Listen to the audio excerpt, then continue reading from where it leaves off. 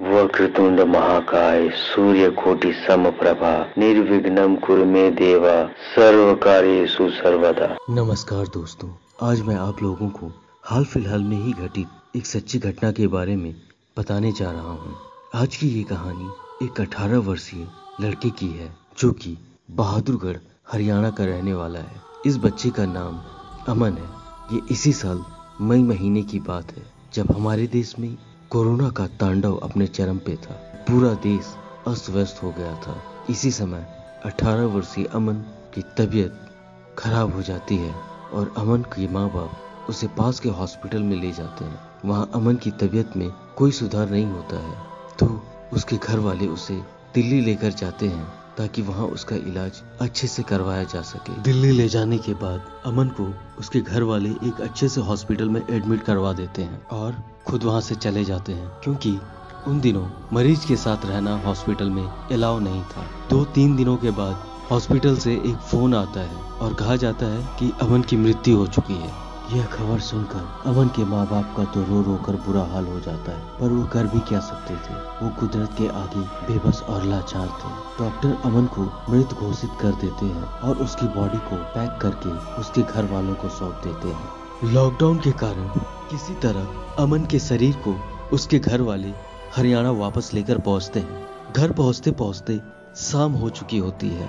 वहां उसकी माँ अमन के मृत शरीर को देखते ही उससे लिपटकर रोने लग जाती है।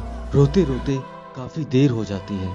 तभी उसकी माँ अमन के शरीर में कुछ हरकत महसूस करती है और चिल्ला पड़ती है। अमन के पापा को बोलती है कि मेरा बच्चा जिंदा है। वहाँ उपस्थित लोग सोचते हैं माँ है बेचारी इसीलिए ऐसा बोल रही है।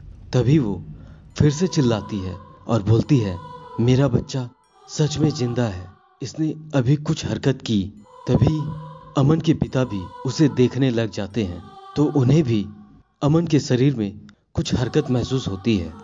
तो पिता जल्दी जल्दी अमन के शरीर को बैग से बाहर निकालते हैं और उसके सीने पर हाथ रखकर उसे दबाते हैं और उसे मुंह से ऑक्सीजन देने की कोशिश करते हैं। तभी उसके पिता के होठों को अचानक अमन जोरों से काटता है। वहां मौजूद बाहर के लोग थोड़ा डर सहम जाते हैं कि ये क्या हो रहा है, पर कुणाल के पिता और उसकी माँ की खुशी का कोई ठिकाना न था। वो कुणाल को लेकर नजदीक के हॉस्पिटल में जाते हैं जहाँ कुणाल दूसरे ही दिन बिल्कुल ठीक होकर अपने घर लौट आता है। कुछ लोग इसे दिल्ली के हॉस्पिटल की लापरवाही बताते हैं और उन लोगों ने जिंदा बच्चे को बिना चेक किए मृत घोषित कर दिया और उसके शरीर को पैक करके उसके घर वालों को सौंप दिया। पर कुछ लोगों का मानना है कि ये सिर्फ और सिर्फ ऊपर वाले का चमत्कार है जो अमन फिर से जिंदा और बिल्कुल स्वस्थ हो गया, वो भी बहादुरगढ़ के एक लोकल से हॉस्पिटल में, और 2 दिन के भीतर अपने घर वापस चला आया। पर जो वापस आया था क्या सचमुच वो अमन था? जानने के लिए बने रहें और इस चैनल को सब्सक्राइब करें। धन्यवाद।